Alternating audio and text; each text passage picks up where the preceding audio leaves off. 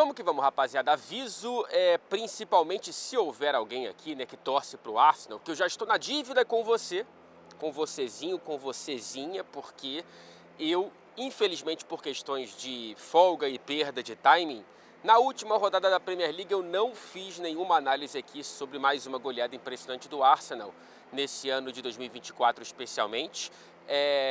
Eu tô fazendo esse vídeo, claro, antes do Arsenal jogar, porém farei um vídeo depois da partida do Arsenal e também estou preparando um prévia da partida contra o Porto pela Champions, analisando um pouco mais o macro do Arsenal, que talvez aconteça depois dessa partida nesta segunda-feira, tá bom? Fora isso, vou falar dos jogos já disputados, porque ainda não tenho uma máquina do tempo para falar dos jogos que ainda serão jogados. Vamos falar primeiramente, claro, estou aqui no Etihad Stadium, do Derby de Manchester, do clássico de Manchester, resolvido por um garoto de Manchester, né? É bonito a gente ver que no futebol que envolve milhões e bilhões, e dos dois lados desse clássico inclusive, que os 3 gols marcados tenham sido por 3 garotos da casa, né?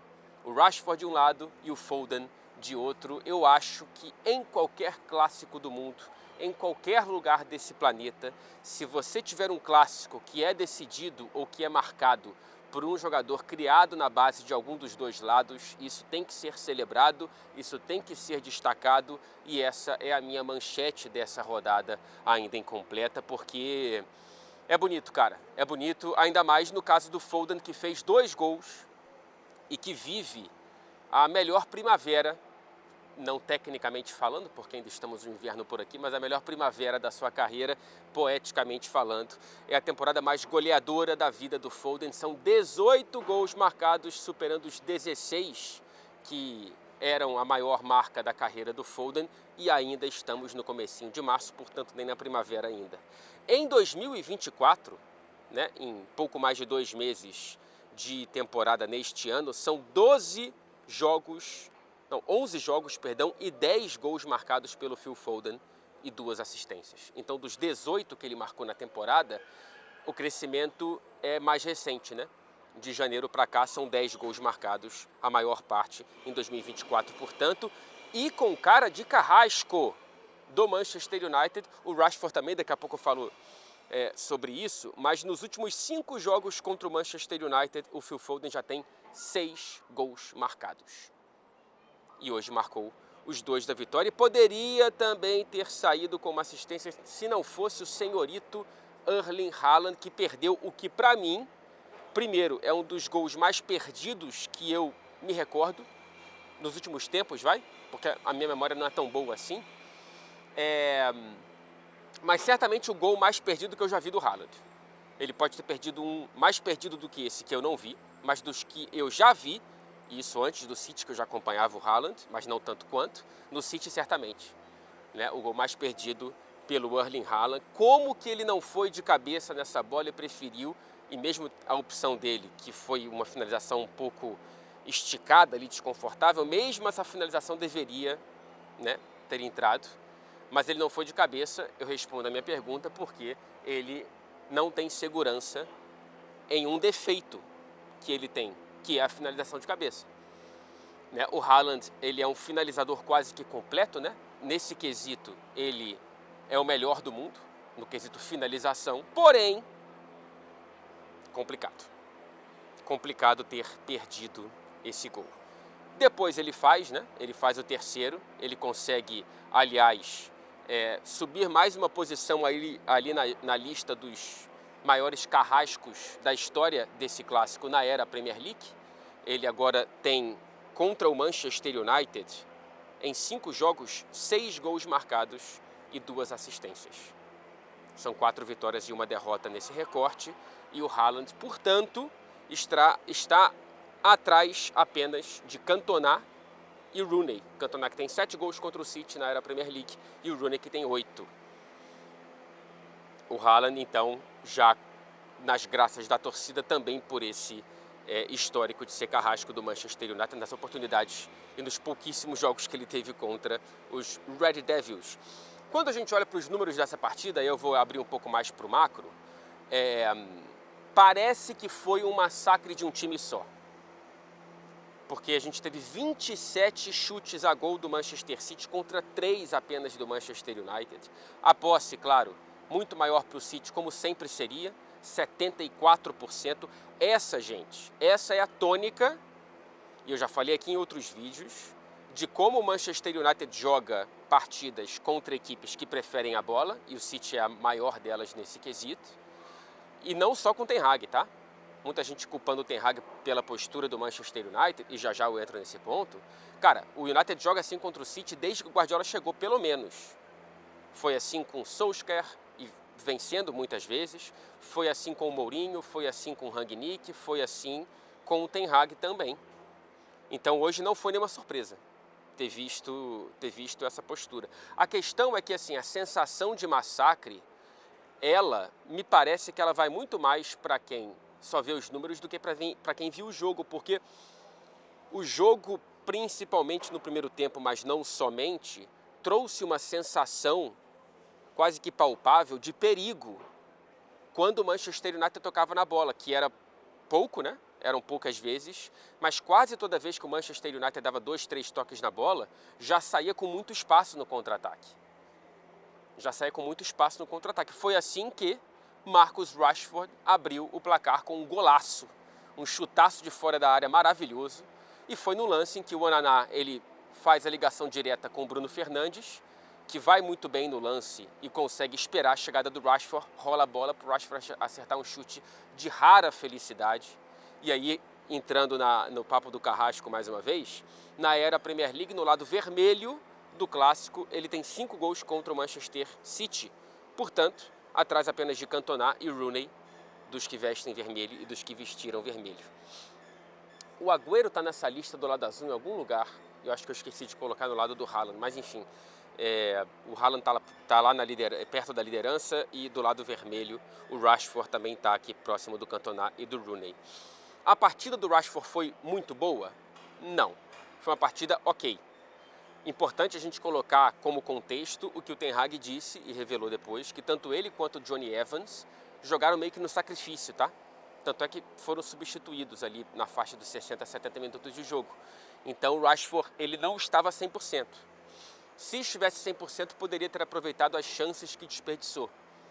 Né? Foram alguns contra-ataques que o Bruno Fernandes, que foi muito bem mais uma vez. O Bruno Fernandes foi muito bem, um dos melhores jogadores do Manchester United, para mim o segundo melhor atrás apenas do Varane. E o Bruno Fernandes, ele no primeiro tempo tem uma furada do Rashford numa bola linda que o português dá para o inglês. E aí a gente passa para o segundo tempo, para o lance acho que mais polêmico dessa partida, mais controverso, lance que já me rendeu vários xingamentos de crianças barbudas, no Twitter especialmente. Aliás, não tenho paciência para isso, já bloqueio logo. Mas houve um contra-ataque do Manchester United, em que o Walker ele se precipita e bate um lateral de maneira afobada, o United rouba a bola, contra-ataque, Rashford disparando por ali, o Walker, que é muito rápido, consegue chegar na bola, e aí teve um contato que para muita gente foi falta e para muita gente não foi. Para mim, é um contato que existiu, porém é um contato não faltoso. Eu sinto claramente que o Rashford ele escolhe cair. E eu não entendo por que ele escolheu cair. Esse é um lance que poderia ter sido analisado pelo VAR, porque no contra-ataque teve gol do City. Portanto, na origem da jogada existiu o que para muita gente foi uma falta, né? É um contato que eu não considero faltoso. Eu entenderia se o árbitro de campo tivesse marcado, porque, enfim, eu consigo entender quem enxergou falta, mas eu acho que jamais é um lance para o VAR, porque não acho que é um erro claro do árbitro, acho que é um lance interpretativo. Portanto, a interpretação do árbitro, que foi a mesma que a minha, não considerou falta, não acho que era para o VAR entrar. E aí tem um contra-ataque que termina num golaço do Phil Foden, de fora da área, e num jogo de tantas finalizações é interessante que ver que os 2 primeiros gols, dos 3 totais, foram marcados no lance de mínimo XG, né? Que é o primeiro do Rashford e o primeiro do Phil Foden. Golaço desse moleque que já falei aqui, tá jogando muita bola. É um dos melhores do Manchester City e da Premier League na temporada. E aí abriu um pouco a porteira, né? O primeiro gol, entrou o segundo, aí foi uma triangulação entre o De Bruyne e o Álvares para o Foden fazer o segundo, que aí foi uma jogada já dentro da área, que o Foden consegue chutar cruzado. Assistência do Álvares, que entrou na vaga de mais uma vez um ineficiente Doku. Era um jogo claramente para o Grealish ter sido titular, infelizmente ele se machucou mais uma vez e não volta antes da data FIFA, pelo menos. E aí, por fim, a gente tem o Haaland se recuperando da pane no sistema, que aconteceu no primeiro tempo, e mesmo fazendo uma partida muito aquém, inclusive do próprio padrão, que às vezes é quieto e marca muitos gols, dessa vez ele consegue marcar pelo menos umzinho no final, numa falha muito clara do Amrabat, né? Que é desarmado de uma maneira incrivelmente simples e fácil pelo Rodri, que dá assistência para o Haaland marcar. O terceiro, Guardiola contra Ten Hag. São 5 jogos, 4 vitórias para o Guardiola e uma derrota do City para o United. A postura do United, ela não me incomoda porque, primeiro, é assim mesmo que dá para jogar contra esse Manchester City, especialmente se, segundo, você tem as lesões que o Ten Hag está tendo que conviver e tendo que colocar 2 jogadores estourados em campo, né? Um deles com 30 a mais, que é o Johnny Evans, 35 mais. Porque não tem um elenco com peças que são muito importantes para o time titular do Manchester United. Por isso que eu disse alguns vídeos atrás que uma derrota para o City não seria um problema. O problema seria não conseguir consistência. E aí vai lá e perde para o Fulham em Old Trafford. É isso que me incomoda no Manchester United. Jogos como esse, eles acabam sendo o que deveriam ser, entre aspas, porque o Manchester City é o melhor time do planeta, pelo menos foi assim na temporada passada, e o Manchester United está longe de ser um dos melhores times da Premier League. Então, isso aqui é normal. O normal não é perder. O que não é normal é perder para o Fulham em Old Trafford, sabe? Mesmo com as lesões. E as lesões a gente precisa citar. O Martinez, né, mal jogou essa temporada. O Luke Shaw, mais uma vez, machucado. E aí teve o absurdo de mandar o Reguilon de volta para o Tottenham, depois emprestado para o Brentford. Não tem como você mandar um lateral esquerdo saudável quando você tem 2 machucados. O Malásia, se alguém viu onde está, não sabemos. O Mount também, não consigo entender o que está acontecendo, uma temporada inexistente do Mason Mount, que custou um dinheiro significativo para o Manchester United. O Eriksen parece que já perdeu a confiança do Ten Hag. E aí a principal lesão, que é a do Højlund, né? O Højlund vinha sendo o principal jogador do Manchester United. Num jogo como esse, ele poderia ter feito muita diferença nesses contra-ataques. E aí, quando eu falo da sensação constante de perigo do Manchester United, principalmente no primeiro tempo, mas não somente, é que você vê que 2 gols do City, o primeiro e o segundo, saem de roubadas de bola polêmicas. Teve gente que achou falta, pênalti do Ederson no Garnacho. Não vi. Achei um bom desarme, inclusive, um desarme na bola. Mas são 2 lances em que muita gente vai achar que o United foi prejudicado pela arbitragem. Independentemente da arbitragem, são 2 lances que, por um detalhe, o Manchester United não consegue, de repente, fazer o gol. Então, os 2 primeiros gols do City, os gols da virada, nascem de impedir no último segundo contra-ataques quase mortais do Manchester United. Por isso que o plano foi executado dentro das possibilidades. Acho que o Manchester United jogou o máximo que poderia jogar por aqui. Contra esse Manchester City não dá para fazer tanta coisa. E aí o fosso, gente, histórico, desde a aposentadoria do Ferguson, ele só vai aumentando, né? A gente tem esse compilado de informações da Sky Sports. Desde a aposentadoria do Ferguson em 2013, são 6 títulos do City, 0 do Manchester United. Títulos gerais, 17-4. Temporadas à frente do rival, 10-0. E a gente está indo para a 11ª certamente. Vitórias no Derby na Premier League, agora são 12 contra 7. Olha quem está aqui do meu lado ali, ó. O Foden com o filho jogando bola, ó.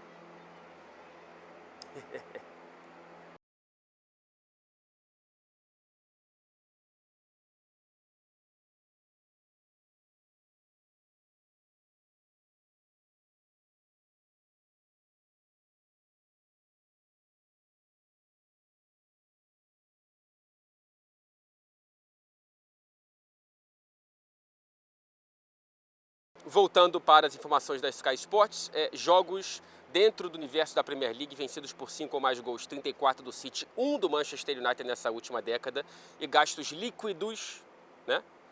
Compras menos vendas, gastos aproximados, 795 milhões para o City, 1,2 bilhão para o Manchester United. Enfim, enquanto tamanho de clube, o Manchester United ainda é e vai ser por muito tempo muito maior do que o Manchester City. O City precisará de décadas parecidas com essa para daqui a algumas décadas conseguir fazer com que esse fosso vire algo regular, algo equilibrado, perdão. O problema é que a história é um carro em movimento e esse carro em movimento na última década aqui é azul e não vermelho como praticamente sempre foi. Falando em vermelho, vamos falar de um time que teve uma vitória com cara de campeão. Será campeão? Não sei, mas teve uma vitória com cara de campeão. O Liverpool conseguiu vencer fora de casa o Nottingham Forest, apesar de tantos pesares, consegue em um jogo difícil, em um jogo chato e em mais uma partida que precisou de uma grande atuação do Kelleher, conseguiu fazer um gol no último suspiro de jogo com Darwin Núñez. Então, por mais que a garotada tenha segurado o rojão nesse hiato por conta das lesões, é importante que esses jogadores que deveriam realmente ter a responsabilidade de ganhar as partidas, as ganhem, né? Hoje, por exemplo, nessa partida a gente teve os retornos não só do Darwin, como do Endo e do Szoboszlai. Importantes, muito importantes, ainda mais nessa semana que o Liverpool está entrando, e consegue uma vitória essencial para o próximo jogo, que é contra o Manchester City em Anfield. Vitória essencial para o Liverpool, cara. E a do City pro City também, né? Porque se alguém tropeçasse, chegaria em Anfield com a cabeça um pouquinho mais baixa. Aliás, eu ainda acho que tudo indo como a gente pode prever, que são os retornos de Salah para essa partida, o Liverpool é favorito, jogando em casa contra o Manchester City. Esse gol no finalzinho do Darwin, que aliás, né, faz uma temporada muito boa, e é importante a gente bater nessa tecla depois de tanta perseguição cega ao atacante uruguaio. Crítica eu acho ok, perseguição não conte comigo. Na era Jürgen Klopp dentro da Premier League, foi o 18º gol nos acréscimos que resultou numa vitória. Temos o Jürgen Time, pegando como referência o Fergie Time do Manchester United.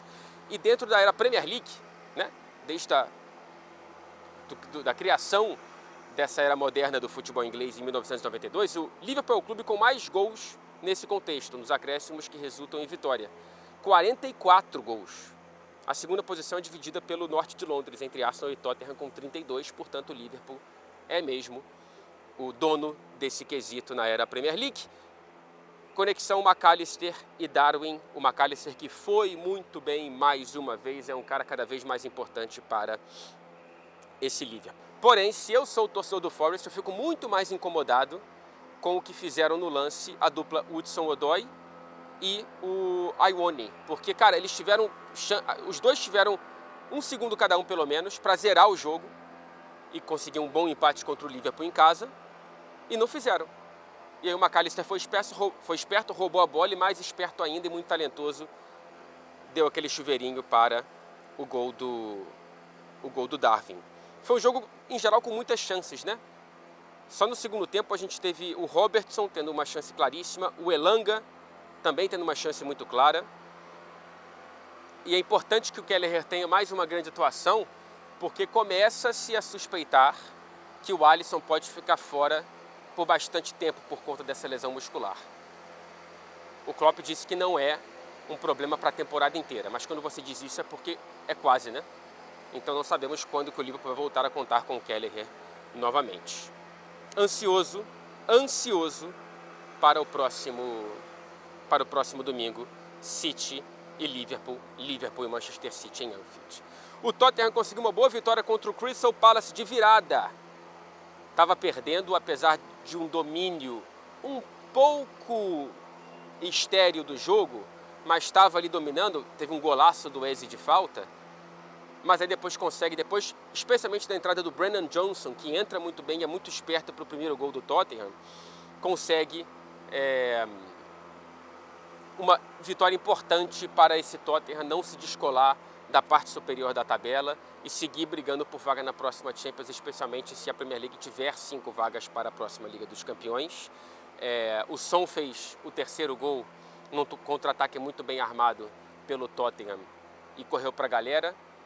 O estádio explodiu, foi bonita aquela cena do Son celebrando com os torcedores. E o Werner conseguiu fazer um gol depois de ter perdido antes, um gol cara a cara no primeiro tempo, que foi impressionante.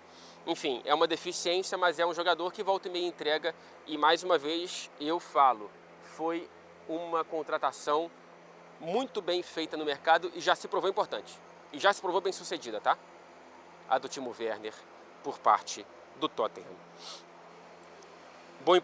Boa e importante vitória dos Spurs contra o Crystal Palace. Passando rapidamente para Brentford e Chelsea, empate com direito a gol de bicicleta. Ou foi voleio? Eu acho que foi bicicleta, do Vissa. Nossa senhora, que golaço, hein? Que golaço do Brentford. Que colocou 2 bolas na trave, a primeira com Janelt e a segunda com Reguilon. E aí te vê a gangorra dentro do jogo que mostra como é o esporte, como é o futebol, né? O Jackson perdeu um gol feito, aí depois fez o primeiro. O Disasi falhou no primeiro gol, na minha opinião, do Brentford. E marcou o segundo do Chelsea. O Palmer perdeu um gol feito e deu assistência para o gol do Disasi. Então, assim, é isso, né? Entre erros e acertos, vai se costurando o futebol. E o Chelsea conseguiu, pelo menos no finalzinho, salvar o que seria uma derrota e mais uma derrota nessa semana, com boas atuações, na minha opinião, especificamente de Malo Gusto e Enzo Fernandes, que quando vai bem, né? Quando vai bem, vai muito bem. É um cara que falta consistência, até porque esse Chelsea não tem consistência, mas quando vai bem, eles jogam um futebol que é bonito de se ver. Curiosamente, tivemos vaias para o Brentford quando estava 1-0 para o Chelsea. E o Thomas Frank ficou revoltado depois de uma entrevista falando, cara, que porra é essa? Basicamente ele falou isso. Ele não entendeu porque torcedores estavam vaiando o time contra o Chelsea, em casa, enfim. Dá para entender mais ou menos, não a vaia, mas a insatisfação, porque o Brentford, ele tá ali pertinho da zona, né? 6 pontos acima do Z3 e já sofreu 50 gols nesta Premier League, 4 a mais do que em toda a Premier League passada e estamos no começo de março. Então é uma campanha, especialmente no setor defensivo, muito frágil do Brentford. E os torcedores do Chelsea, por sua vez, cantaram os nomes de Abramovich, o que não é novidade, porém de José Mourinho. Atenção! Perguntado sobre isso depois do jogo, o Pochettino falou, cara, eu nem ouvi, mas acredito no que você está me falando. E respondo, será que eu sinto o amor dos torcedores? Não. Essa relação precisa ser construída com vitórias. Portanto, o Pochettino deu uma boa resposta. Se não em campo, pelo menos na declaração, dizendo que entende que eles, comissão técnica, tem que fazer algo para construir essa relação com uma torcida que cantou o nome de José Mourinho, lembrando, livre no mercado desde a demissão na Roma. Luton 2, Aston Villa 3. Mais uma vez o Luton Town vendendo caro uma derrota dentro de casa e mais uma vez o Villa vencendo, terceira vitória consecutiva, o que não acontecia desde dezembro dentro da Premier League. 2 gols para Ollie Watkins. Precisamos falar sempre sobre essa temporada espetacular do Watkins, que chega aos 21 gols na temporada, está na vice-artilharia da Premier League com 16 gols marcados, a 2 de Erling Haaland, que tem 18. E aí, juntando com as 10 assistências que ele tem, é o que tem mais participações diretas para gol no universo Premier League nesta temporada. Está jogando muita bola e está sendo muito decisivo. Destaque para o segundo gol do Watkins, que foi com uma bela e esperta assistência de Douglas Luiz, que cobrou rápido uma falta com um belíssimo lançamento do meio-campo e assistiu Ollie Watkins. E destacando também a bola do Diaby para o gol do Digne, tá? 2 que saíram do banco para ajudar o Aston Villa, que tinha feito 2-0 com os 2 do Watkins, tomou o empate 2-2, aí a reação do Luton e no finalzinho o Diaby assistiu o Digne. Grande atuação do goleiro do Luton Town, o Kaminski. No primeiro tempo, especialmente, evitou várias bolas perigosas do Aston Villa. O Newcastle atropelou, dá para dizer, né? 3-0 para cima do Wolverhampton, 100ª vitória na carreira de Eddie Howe como treinador. E um atropelo com uma mudança de postura. Por favor, senhor, pode passar com o carrinho aqui, espero que não esteja atrapalhando o áudio. a mudança de postura de um Newcastle que trocou a pressão alta por um bloco baixo, por um futebol mais... O Newcastle das antigas, digamos assim, deu a bola para o Wolverhampton e explorou os contra-ataques muito bem. Os 3 gols foram em contra-ataques do Newcastle contra o Wolverhampton, do Gary O'Neill. E mal ou bem, está se recuperando na temporada, vem de apenas uma derrota nos últimos 6 jogos dentro da Premier League, se classificou na Copa da Inglaterra nos pênaltis contra o Blackburn nessa semana, e antes vinha de 6 derrotas nos 7 jogos anteriores dentro do campeonato inglês, então uma recuperação sim do Newcastle na temporada, com mais uma boa atuação do Anthony Gordon, que já chega a 10 gols na temporada, é o vice-artilheiro do time. Quem também marcou foi o artilheiro, o Isaac, que chega aos 15. Teve um lance do Bruno Guimarães no jogo, rapaz, que ele dá um drible e um lançamento para o Almiron, que finaliza e quase faz o gol, sem olhar. Sabe aquela de Ronaldinho? Belíssimo lance do Bruno Guimarães. A má notícia fica por conta de um problema físico do Trippier, que saiu, mas entrou o Livramento, que fez o terceiro, e que eu considero um muito bom jogador. É claro que o Trippier é importante com as assistências, mas eu acho que essa é a sucessão natural. Me parece que essa é a última temporada do Trippier como titular do Newcastle. Outro atropelo, Fulham para cima do Brighton. Olha o Brighton, né, gente? E olha o Fulham, segunda vitória consecutiva depois de bater o Manchester United em Old Trafford, terceiro nos últimos 4 jogos e com assinatura brasileira. Rodrigo Muniz mais uma vez, hein? Gol e assistência. Uma assistência na marra e na raça e na garra para o Harry Wilson, abriu o placar, e depois o Harry Wilson retribuiu a gentileza com um belo cruzamento para o 5º gol do brasileiro nos últimos 5 jogos.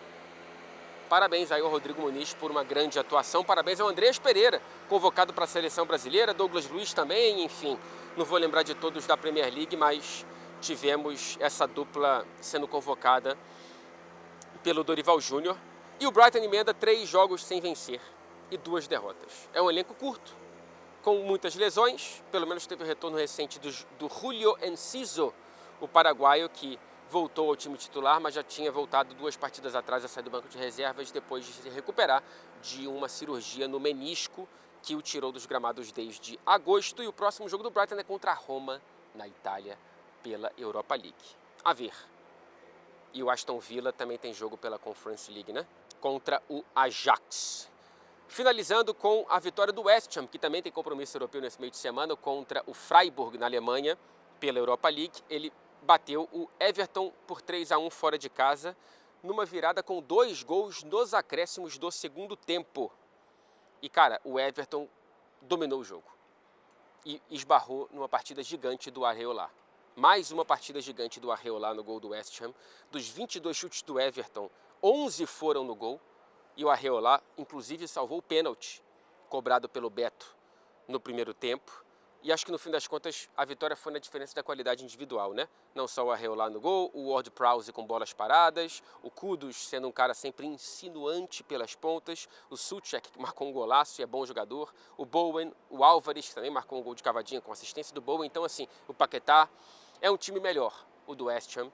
E é curioso a gente talvez entrar num debate interessante aqui de como o Everton de hoje pode vir a ser o West Ham de amanhã, caso o próximo passo pós-Moyes, David Moyes, seja mal dado. Por quê? Não tem tanto tempo assim que o Everton brigava por competições europeias. E estava ali com o Roberto Martinez muito bem na parte de cima da Premier League. E aí optou por um estilo mais solto dentro de campo, com mais, como é que eu posso dizer? Com um pouco mais de um futebol mais vistoso. E desde então se atrapalhou nas próprias pernas, inclusive financeiramente. A gente já viu pela punição que já foi reduzida, mas enfim, é um Everton que hoje briga muito mais para não cair do que por qualquer outra coisa. E o West Ham talvez tenha que tomar muito cuidado por cobrar do David Moyes algo que ele não tem obrigação de entregar. Tá mais aí uma vez o West Ham se aproximando do bloco continental dentro da Premier League e com uma boa vitória agora de virada fora de casa. O Everton que vem de 10 rodadas sem vencer. A única vitória em 2024 na Premier League foi nos tribunais, porque conseguiu reduzir de 10 para 6 os pontos perdidos. São 5 empates e 2 derrotas no ano. E é o pior início de ano da história do clube dentro do campeonato inglês. O Everton não está bem, senhoritas e senhoritos. Um beijo para vocês, até o próximo vídeo. E eu preciso entrar porque eu estou com frio.